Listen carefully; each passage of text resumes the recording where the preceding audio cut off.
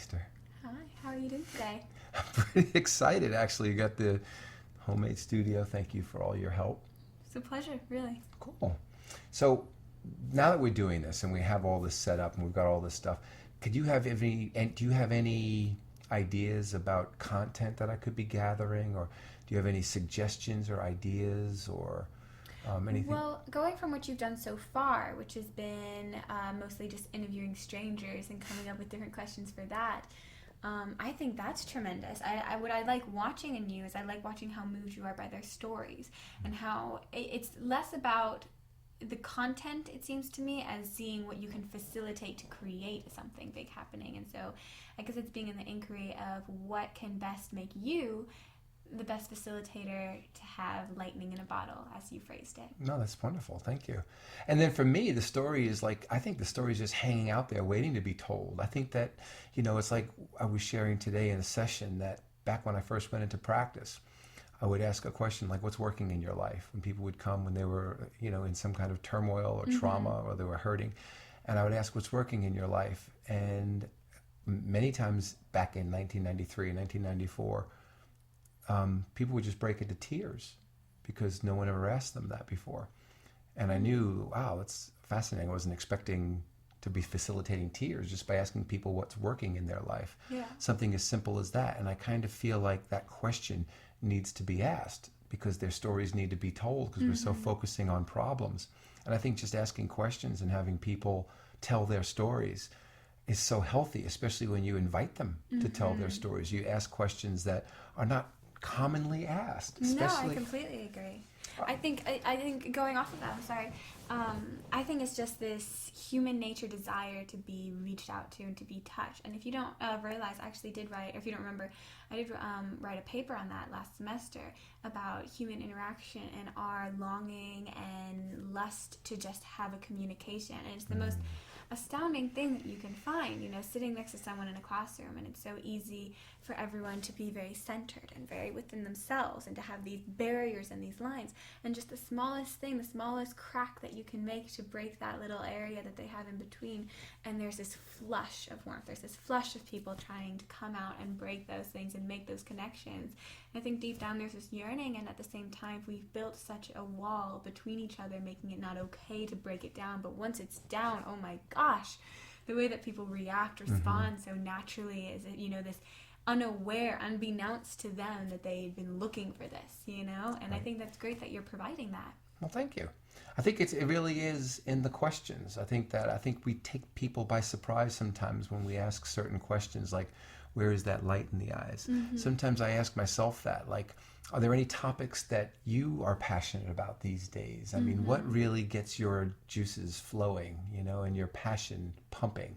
Yeah. What is it for you these days that gets your juices flowing and your passions pumping? For me,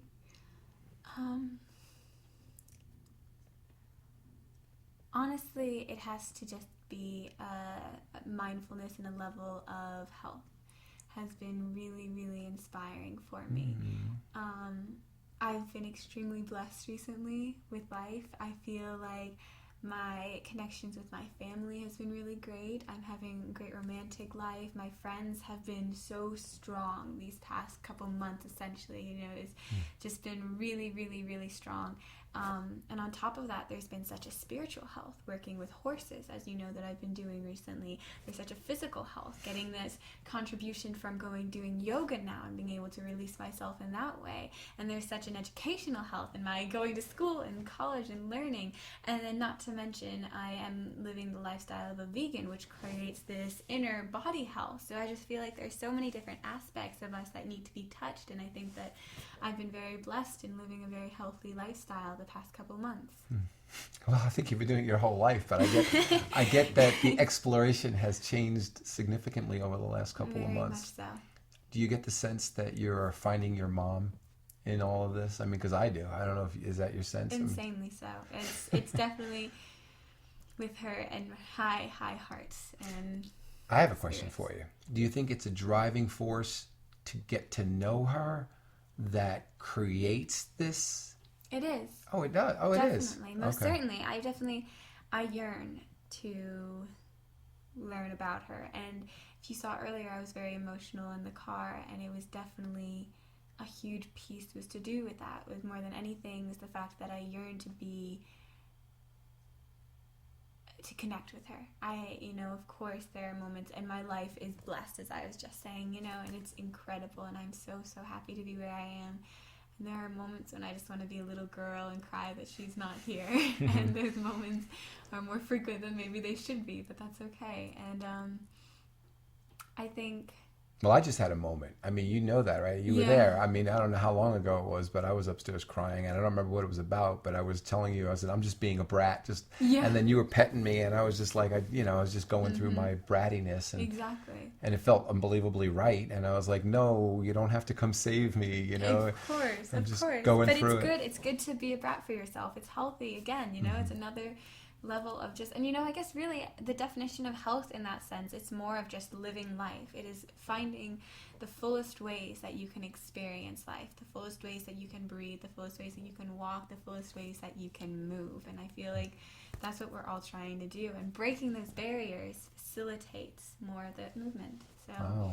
I think that's why this is such a great project that you're doing, and I'm really excited for you. Thank you. So what I'd like to see is, I'm going to turn the tables on you. I would like to see, if you were a facilitator, what kind of question you would come up with. Pretend you are now the host and I'm your guest. Oh, goodness. And you're on.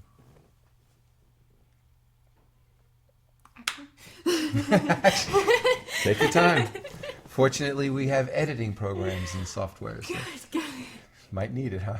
I can see your wheels are burning going, you could have warned me, Dad.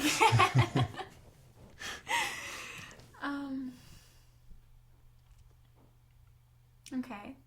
Well, going off of what we've been saying, I guess, the experiences, the moments,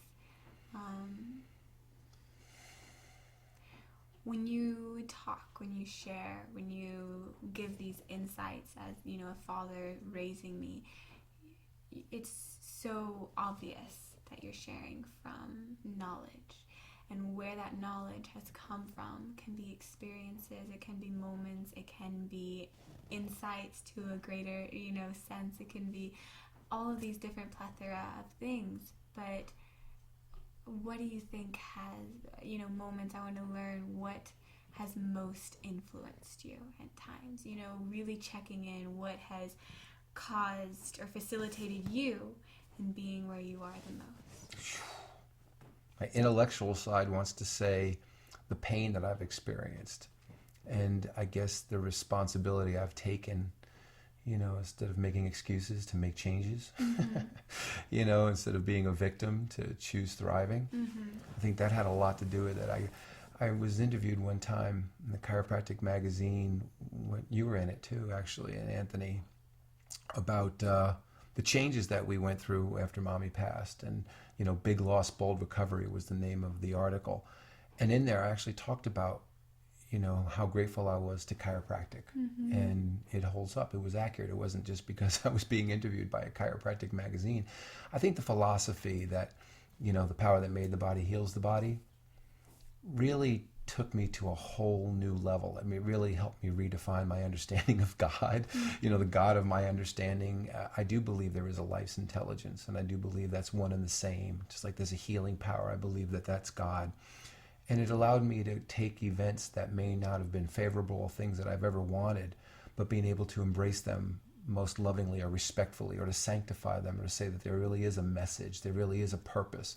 And even if there isn't a purpose, even if that is a story, well, I'm going to create the best story there can possibly be, and allow myself to be creative in that way. And I'd rather go down in creating a story that ends up proving itself to be incorrect than not making any connections whatsoever and reproducing the same mistakes over and over again. So I am definitely a storyteller.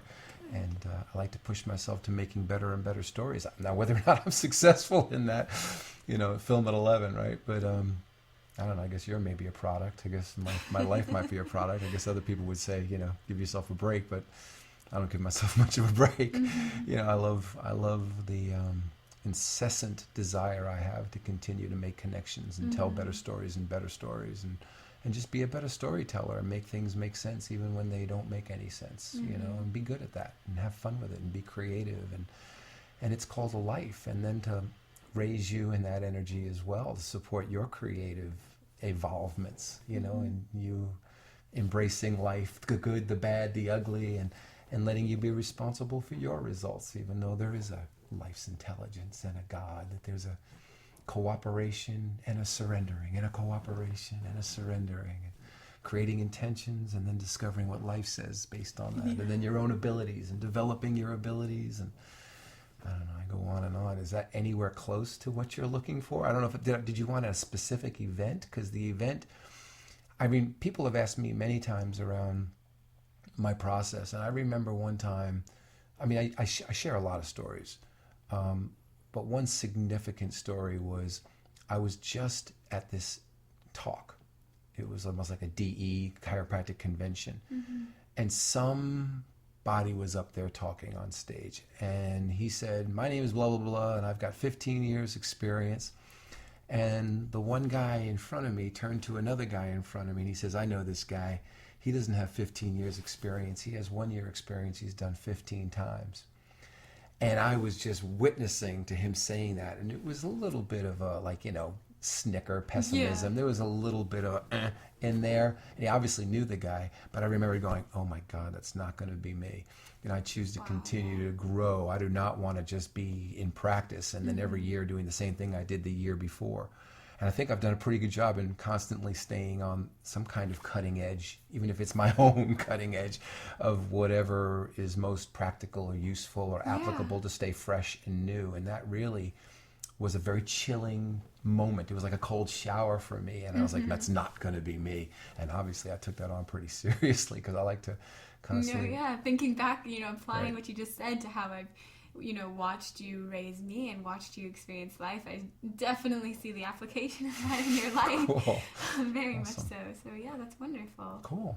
Yeah, it was like, I forget the year. I'm thinking it was before I even met your mother, actually. So it's fascinating. So it had to be like, I don't know, 1991-ish. Great. I was a student at life. We're all students at life. That's true. We still are.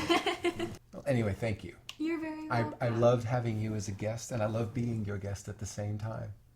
It's a very big pleasure. I'll look forward to our next connection. You'll come back and be a guest of mine again? Of course. Will you interview me again? Of course, All right. with bells on. All right, thank you.